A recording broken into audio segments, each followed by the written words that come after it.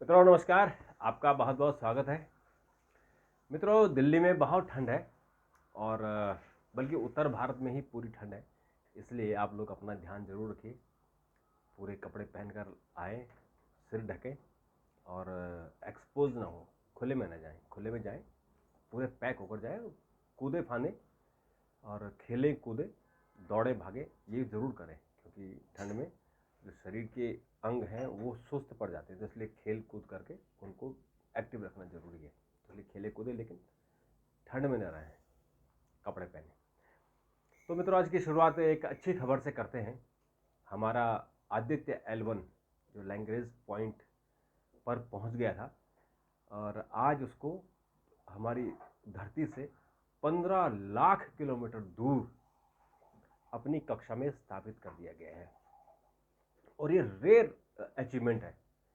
यानी भारत की जो ये अंतरिक्ष उड़ान है, ये अंतरिक्ष की हमारी जो छलांग लगाई है भारत ने, हमारे इसरो ने, वो बहुत बड़ी छलांग है। ये पूरी विश्व के लिए, पूरी दुनिया के लिए, पूरी मानव जाति के लिए जो सूरज के रहस्य हैं उनके बारे में पता लगाएगी। क्योंकि हर किसी की बस में उस पॉइंट पर जाना मुश्किल था जहां आदित्य L1 गया है। और अब वो, चूँकि धरती से सूरज जब दिखता है तो बीच बीच में जो ग्रह आते हैं और चंद्र ग्रहण, सूर्य ग्रहण लगता है, तो पूरी स्टडी नहीं हो पाती है। तो 15 लाख किलोमीटर दूर जाकर जहाँ सारी जो सीमाएं हैं वो ख़त्म हो जाती हैं और जो धरती की और सूरज के बीच में एक ऐसा लैंग्रेज पॉइंट है जहाँ गुरुत्वाकर्षण बल खत्म हो जाता है। यानी न धरती का गुरुत्वाकर्षण बल रहता है, न सूरज का गुरुत्वाकर्षण बल रहता है। तो उस जगह पर हमारा जो आदित्य L1 यान है वो वहाँ स्टेबल हो गया है और वो वहाँ 127 दिनों में पहुँचा है। यानी 2 सितंबर 2023 को लॉन्च हुआ था और आज 6 जनवरी को 2024 को वो अपनी कक्षा में स्थापित हो गया है। और अब वो अगले 2 साल तक, यानी उसकी जो लाइफ है वो 2 साल की है। तो 2 साल में वो सूरज के दिन रात और उनके जो उनके रहस्य हैं, वहाँ सूरज में कैसे तूफान चलता है, वहाँ जो आग के गोले चलते हैं, उस पर कितना टेम्परेचर होता है, उसमें क्या क्या एनर्जी क्या है, उन सब चीज़ों का पता लगाएगा कि ये सूरज है क्या असल में। क्योंकि अभी तक हम जितना भी स्टडी की है वो दूर रहकर स्टडी की है। तो अब नज़दीक जाकर इसकी स्टडी करना, ये उसके रहस्यों को खोलना और ये मानव जाति के लिए और भविष्य के लिए क्या इसका मानव जाति के लिए इस्तेमाल हो सकता है, उन सब के लिए अध्ययन हुआ। तो मित्रों, ये बहुत अच्छी है, हमारे भारत के लिए बहुत अच्छी खबर है। हमारे राष्ट्रपति, प्रधानमंत्री, उपराष्ट्रपति, लोकसभा अध्यक्ष सब ने बधाई दी है और पूरे देशवासियों ने बधाई दी है, इसरो को बधाई दी है। और हमारे जितने साइंटिस्ट इसमें लगे हुए उन सबको हमारी तरफ से बहुत बहुत बधाई, शुभकामनाएं। और हमारा देश ऐसे ही प्रोग्रेस करता रहे। मित्रों, दूसरी खबर की शुरुआत हम करते हैं रामलला की जो यात्रा है, रामलला का जो दर्शन होने हैं, जो प्राण प्रतिष्ठा होनी है, उसको लेकर। तो जो शुरुआत होगी वो 19 जनवरी से शुरू हो जाएगी, बल्कि 16 जनवरी से शुरू हो जाएगी। 16 जनवरी से लेकर और वो चलेगी 22 जनवरी तक। और 22 जनवरी को प्राण प्रतिष्ठा होगी। तो उसके जो विधि विधान है, जो हमारे हिंदू रीति के अनुसार, उस हिसाब से सब कुछ तैयारियां चल रही हैं। और अब तो नए नए काम हो रहे हैं, जैसे कि कोई फिल्म रिलीज़ कर रहा है, कोई गीत रिलीज़ कर रहा है, कोई भजन रिलीज़ कर रहा है। उसके साथ साथ जो कुछ है उसके अलावा और लोगों को इनविटेशन मिलने शुरू हो गए हैं। क्योंकि अयोध्या में वही जा पाएगा जिसके पास इनविटेशन होगा। बाकी अयोध्या में जिनकी बुकिंग थी वो सारी कैंसिल हो गई हैं और सिर्फ इनविटेशन वाला ही अयोध्या में रहेगा। तो मित्रों, अब थोड़ा सा आगे बढ़ते हैं राजनीति की तरफ।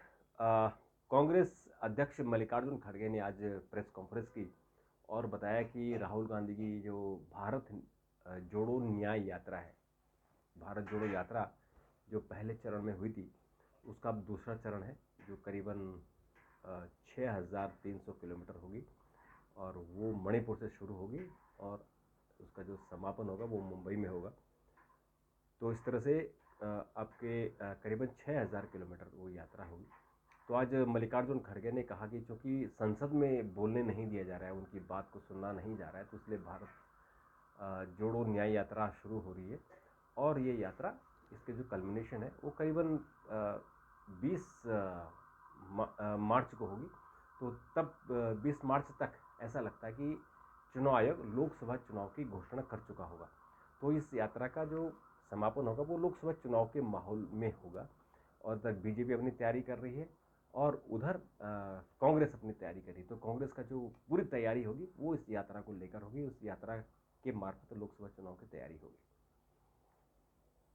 और बीजेपी ने भी आज अपने जो सांसद राज्यसभा में हैं और जो केंद्र में मंत्री हैं उनको कहा है कि अब आप लोकसभा चुनाव की तैयारी करो। उसमें निर्मला सीतारमण है, पीयूष गोयल है, धर्मेंद्र प्रधान है, प्रकाश जावड़ेकर है।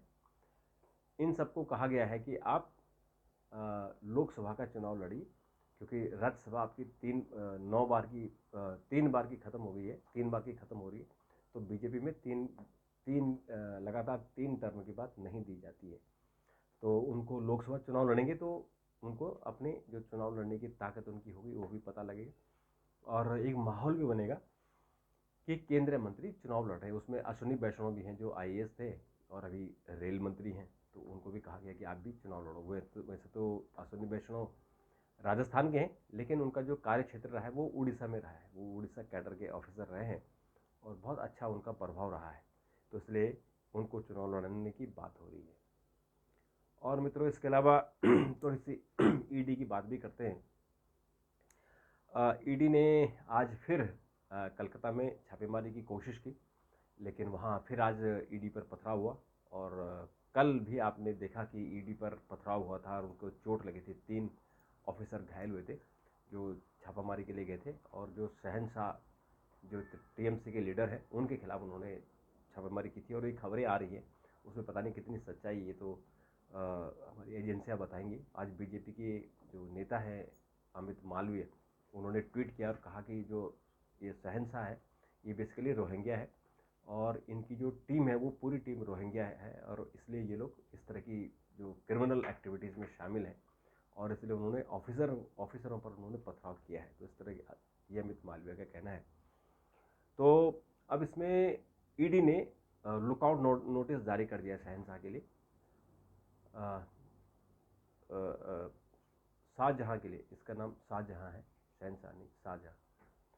तो इसको लुकआउट नोटिस जारी कर दिया है। और कलकत्ता पुलिस ने भी ईडी के खिलाफ FIR लॉन्च कर दी है। ये बड़ा इशू बनने वाला है कि स्टेट गवर्नमेंट कैसे सेंट्रल एजेंसी के खिलाफ FIR लॉन्च कर रही है। ये मामला आंध्र प्रदेश में भी हुआ था और आंध्र प्रदेश ने कह दिया था कि हम सेंट्रल एजेंसी को अपने स्टेट में नहीं घुसने देंगे। तो यहाँ बंगाल में भी हो रहा है, क्योंकि उनका ये आरोप है कि सेंट्रल एजेंसी का मिसयूज़ किया जा रहा है और राजनीतिक बदला लेने के लिए इस तरह की हरकतें की जा रही है। तो खैर जो भी हो, अब उसमें अब आगे चूँकि सब कानूनी कार्रवाई होगी, तो उस कानूनी कार्रवाई का क्या अंत होगा, ये मुझे लगता है कि ये भी लोकसभा चुनाव का एक माहौल बनेगा। ऊपर से मित्रों, आज 1 नेशन 1 इलेक्शन, यानी देश में एक साथ इलेक्शन कराने के लिए जो पूर्व राष्ट्रपति रामनाथ कोविंद की अध्यक्षता में एक कमेटी बनी है, उस कमेटी ने अपना एक डॉक्यूमेंट पब्लिक कमेंट के लिए डाल दिया है। और अभी पब्लिक से पूछेंगे कि क्या करना चाहिए, आपकी क्या सुझाव हैं, और पब्लिक के सुझाव को शामिल किया जाएगा। और फिर 2029 में एक साथ चुनाव हो सकते हैं, क्योंकि अभी तो संभव नहीं है। 2024 में लोकसभा के चुनाव है इसी साल मई में, तो उसके साथ किस किस राज्यों का चुनाव होगा ये भी तय नहीं, क्योंकि उसके लिए संविधान में संशोधन करना पड़ेगा। तो इसलिए 2029 में कुछ राज्यों के चुनाव लोकसभा चुनाव के साथ होंगे, यानी 50% एक साथ होंगे, 50% अलग होंगे। तो कौन से होंगे, उनकी विधानसभाओं की अवधि क्या होगी, इन सब में लेकर पूरी रूपरेखा तैयार होगी, इसलिए समय लगेगा। तो 1969 से पहले भी देश में एक साथ एक बार में चुनाव होते हैं, लेकिन उसके बाद जो इंदिरा गांधी ने राज्य सरकारों को गिराना शुरू किया तो उसके उनकी सर्किल टूट गई। तो अभी आप देखें कि पूरे साल भर हमारे देश में चुनाव चलते रहते हैं। तो इनके लिए ज़रूरी कि एक बार चुनाव हो, ताकि एक ही बार खर्चा हो और सरकारें जो चुन के आती हैं वो बार बार उन पर इलेक्शन मैनिफेस्टो, जो इलेक्शन का जो आचार संहिता है वो ना लग जाए, और वो उस देश के डेवलपमेंट में भी काम हो। क्योंकि देश का डेवलपमेंट जैसे प्रोग्रेस चलता है वैसे चुनाव की घोषणा हो जाती तो फिर काम रुक जाता है या सरकारें काम नहीं कर पाती हैं। तो इसके लिए वन नेशन वन इलेक्शन भी बहुत ज़रूरी है। तो मित्रों आज के लिए इतना ही, कल फिर आपसे मुलाकात होगी। तब तक चैनल देखते रहिए, शेयर कीजिए और मित्रों को भी बताइए। तब तक के लिए नमस्कार, थैंक यू, धन्यवाद।